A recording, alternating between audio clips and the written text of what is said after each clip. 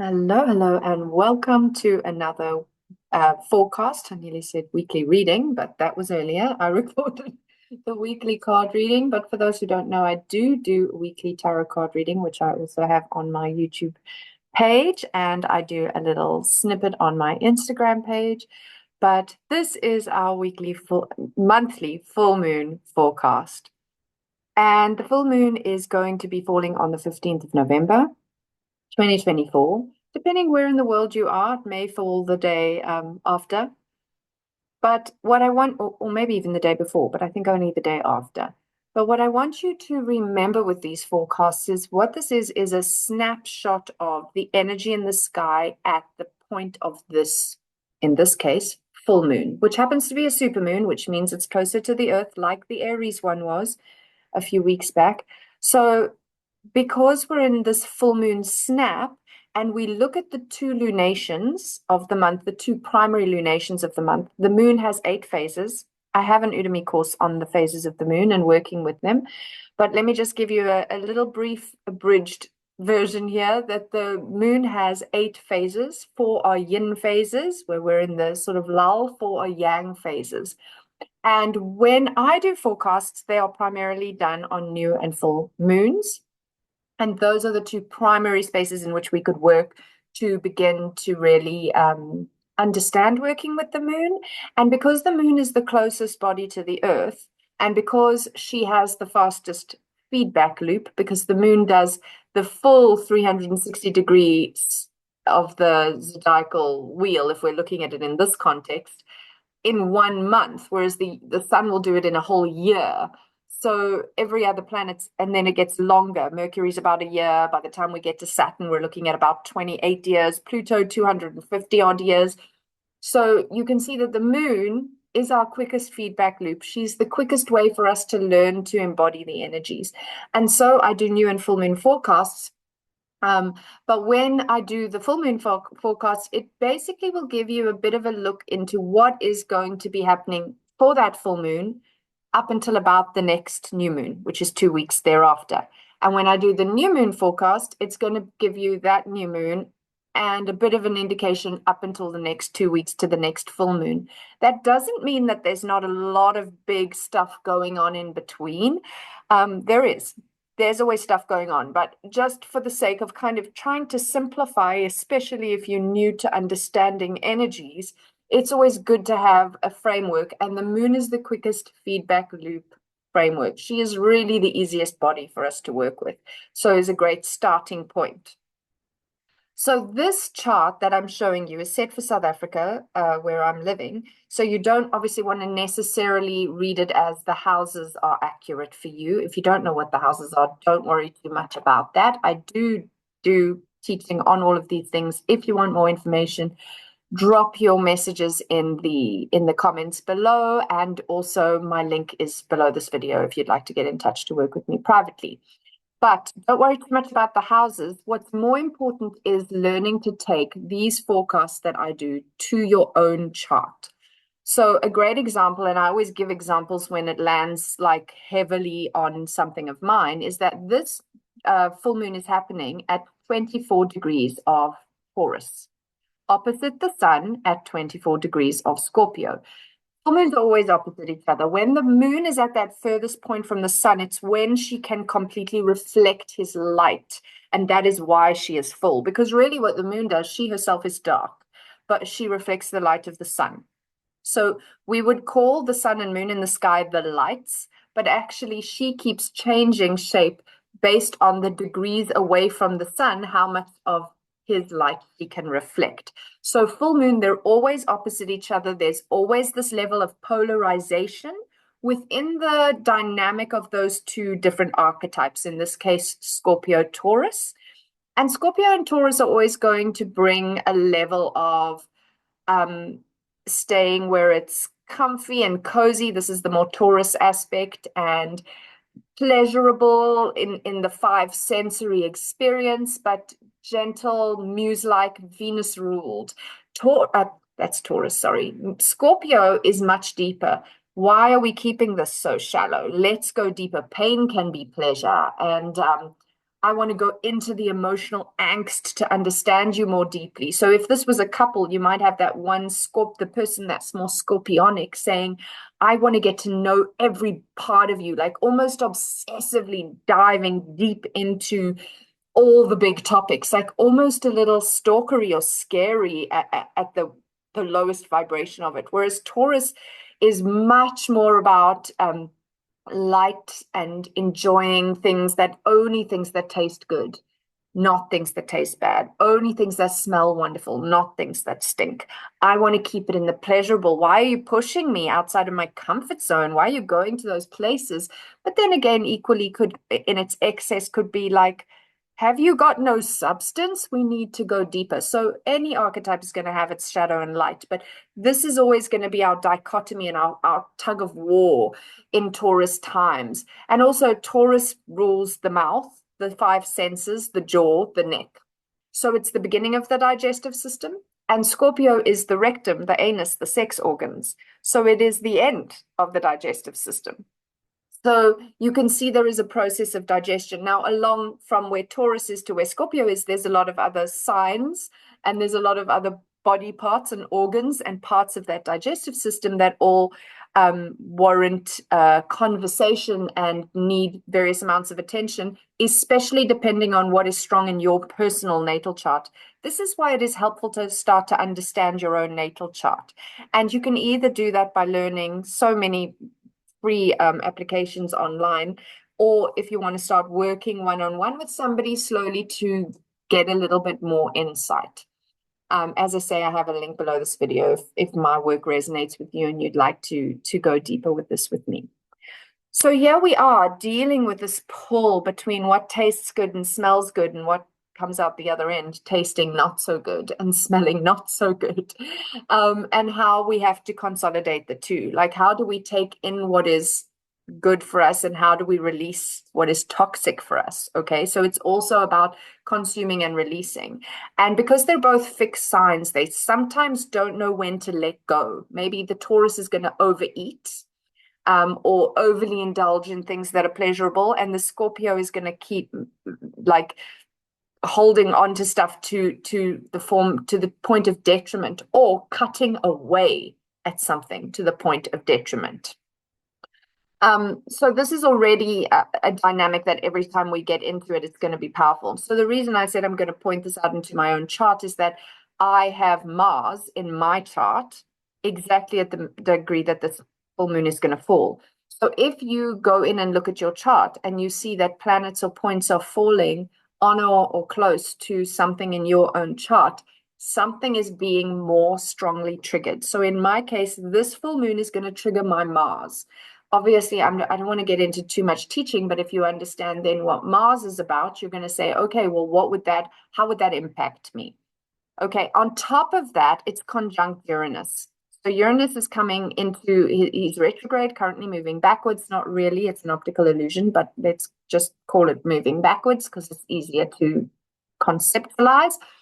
And they are coming together. So Uranus is moving backwards while Moon is moving forward. So they're literally moving closer to each other at the point of this full moon. So that is also making it even stronger. They're not starting to separate, they are applying to one another. And Uranus is our change maker, our freedom fighter, our revolutionary, our breakdown to break through, shocks, paradigm shifts kind of energy.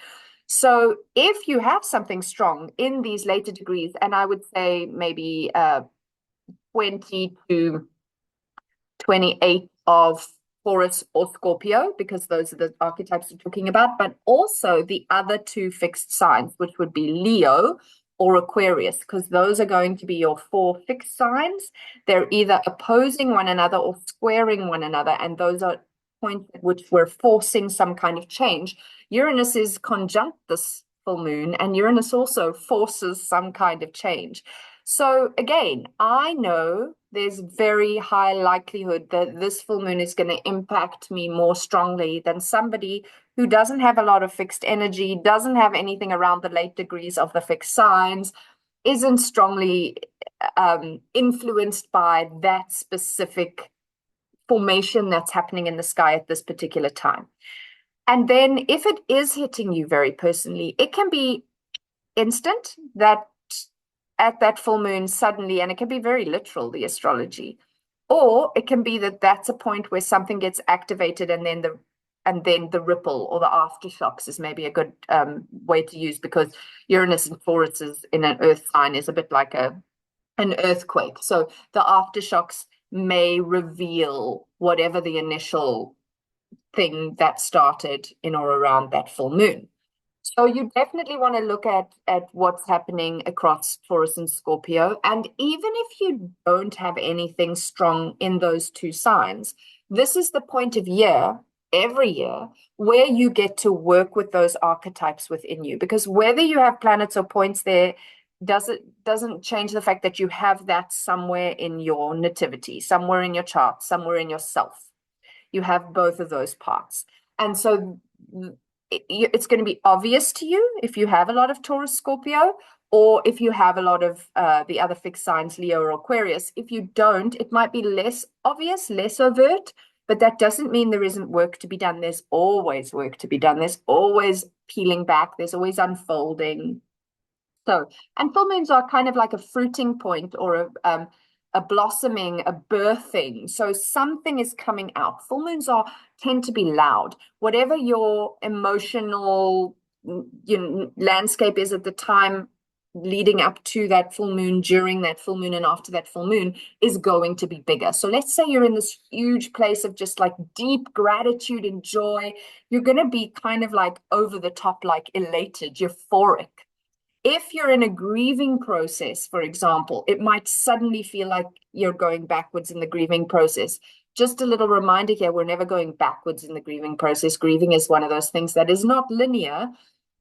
So it sometimes feels like we're going back, but it's always just uncovering another layer. And Scorpio is really brilliant at that. So if you're in that sort of a place, or if you've been tapping into anger and rage and you were thinking you were getting on top of it, and then this full moon comes and you're just like, of course, Taurus is the bull, so a red rag to a bull, you might find that that's happening. But wherever you're finding as I say, your emotional landscape is currently at any full moon, but obviously we're talking about this one, it will get bigger. It tends to make things like grandiose. And also thinking of it like that moon is a big old spotlight in the sky. And the moon is our emotional body. So she then pulls out the emotional stuff in an even bigger way. And of course, this full moon, she will be reflecting the light of Scorpio sun, which means those deep feelings that sometimes Scorpio's exoskeleton and piercy little tail can detract from and deflect from and say, no, I'm fine, I'm strong, I'm tough, I'm Mars ruled warrior, don't worry about me. Meanwhile, Scorpios are very sensitive, very intuitive, picking up a lot of emotional dialogue from people, the unsaid stuff, right? So when we're in that Taurus full moon, it's bigger. Okay, I feel like I've already said so much about just that axis. We haven't discussed too much about anything else, but it does feel like an important place to work, especially with that shocking shifting Uranus there as well. Okay, then as we've talked quite a while, this is going to be a thing that's going to be happening for quite a long time. We've got Uranus sextiling to Neptune, sextiling to Pluto, and Pluto trining to Uranus. If I speak during these things and it sounds Greek, don't worry about it. Astrology is complicated. The more you kind of hear things, it'll start to filter in. But these sextiles, which are 60-degree conversations, and these trines, which are 120 degrees, they are harmonious. They are wanting to create connection, fluidity, expansion, and growth in a friendly, amicable, let's do this kind of way. So these three outer planets, which are a huge part of the crazy shift we're having in the world right now, are working together to change the world, basically. And we can be grateful right now they're working together because there's so much going on. But what they're also doing is they are shifting into new signs. And I have spoken about this ad nauseum, and you'll hear me continue with it as you will hear every other astrologer continue with it, because it is a big, big story. Like some astrologers I was listening to the other day were saying they've gone back in history hundreds and hundreds of years and they can't find a time at which this happened. So where they're all moving signs at the same time. And this full moon is also the very last full moon that we will have Pluto in Capricorn. Okay, so that is a big deal in our lifetimes. Remember, I said Pluto's a 250 odd year cycle. So we're never going to see Pluto in Capricorn again. He's been doing this dance across the line between Capricorn and Aquarius for a few years. And in this month of November, I think it's the 20th, he's going into Aquarius, and that's it for the next 20 years. He will not get out of Aquarius, and he certainly will never in our lifetimes get back to Capricorn. So this is a huge deal. And we have Neptune, who will be starting to shift into Aries next year. We have Uranus, who will be starting to shift into Gemini next year. So this conversation of these outer planets of changing the way the world works is very intense. But when you realize they're holding us like a cradle, almost like look at how they're connecting here, like holding us through this change. And I feel like it's a good reminder that this is happening for us, not to us, even though it feels quite personal a lot of the time for a lot of us, I'm sure. Okay, then we do also have this is super uncomfortable. By the point of this full moon, it's a little bit less uncomfortable than now, actually, when I'm filming this on the 4th of November, because the 3rd of November was the first tight connection between Pluto opposite Mars. So Pluto and Mars opposite each other is very, very intense. It's very aggravating, depending whether you're more Martian or more Plutonian in your own natal chart. Will give you an indication also of which side of that tug of war is pulling at you, a bit like the tug of war we spoke of in Taurus, Scorpio. But the first one that happened, which was on November 3rd, was also with Pluto in Capricorn, and Mars was still in Cancer. Now, when we get to the retrograde one, which I think is the 3rd of January, they will have both been in, they will be in different signs. They will be in Aquarius and Leo. And then when Mars goes direct again, they will have a third opposition. I don't know the date of that one at this point off the top of my head, but that'll also be in Aquarius and Leo. So when we hit this full moon, which we're talking about, we will have already just had that first, like, dig in. Think about what happened to you on the 4th, or or maybe the 3rd, or maybe the weekend of the 3rd, because the 3rd was a Sunday, for the first few days of the 4th, 5th. How was that? Were you triggered? Did somebody else get triggered and attack you? Just thinking about those things, because the themes that came up around there will be the themes that will come up again around the 3rd of January, and then again when that third connection point is date, which is currently not on top of mind for me, unfortunately. So there is this very interesting dynamic. It's not something that happens super regularly, and it's very, very, very, very unusual to be getting it at this point where Mars, who only retrogrades every 2 years, is retrograding, and Pluto is straddling the two signs like that. So there is a lot, because Mars is how do we get what we want? How do we get things done? How do we take action? And Pluto is transformation, and Mars wants to do it like this. He's fast, he's furious, he's intense, whereas Pluto is very, very slow and measured and deeply alchemical, like it's the butterfly process, dissolving in a chrysalis to reform. Mars is like, I just want it done. Okay. And also what makes this extra intense right now in Scorpio season is that these are both the rulers of Scorpio. Traditional ruler of Scorpio would be Mars. Modern ruler of Scorpio would be Pluto, depending how you take your astrology. I take both as rulers. They are almost like right now fighting for ownership. So that's quite interesting in itself. And their second and third connection are going to be in fixed signs as well, which will be squaring the sign of Scorpio. For those of you who are starting to understand your astrology, remember, if you're like, what did she just say? Just leave that. Keep listening for things that resonate. Okay, and then, of course, we have this Saturn at 12 degrees of Pisces, square to Jupiter at 19 degrees of Gemini, opposing Mercury at 16 degrees of Sag, squaring Saturn again. So that is called a T-square, and that the answer kind of to this discomfort. You see, here's another opposition, another tug of war. So that's the third tug of war that we're looking at here. And the first one we looked at is in the fixed sign of Taurus and Scorpio. The second one we're looking at here is kind of, one is in a fixed sign of Leo, one is in a cardinal sign still of Capricorn, and then this opposition is in the mutables. So all fixed cardinal mutable signs are getting a little bit of like pulling, all of those, like, so it doesn't matter where you have energies in your chart, you're going to feel a bit of a pull at this full moon. Like, what side of me is going to win? And how far do you pull before you snap? An opposition can be a brittle aspect if you don't work with it and have that give and take across the pull. Eventually that elastic band will just snap. So, and I'm talking metaphorically, of course, so please don't panic. And then also, because we have that opposition and then that planet squaring Saturn, and that planet being Jupiter, that planet being Mercury, who have mutual reception, they're in each other's signs. Mercury rules Gemini, and he is in Jupiter's sign of Sagittarius, and vice versa. So they're in an interesting dynamic of changing the way my beliefs, changing my ideas, changing the way I think, changing the direction I want to expand into. And they're in these mutable signs. So it's like, well, I used to do this, and now I'm thinking about this, and I could do that, and maybe we do this, and what do you think? And I know I want to do it this way. No, but what about me? I want to do it this way. But because they're in each other's houses, they definitely dilute the aggressiveness of this particular opposition. And then, of course, the sort of solution is to go into mutable water and the structure of Saturn.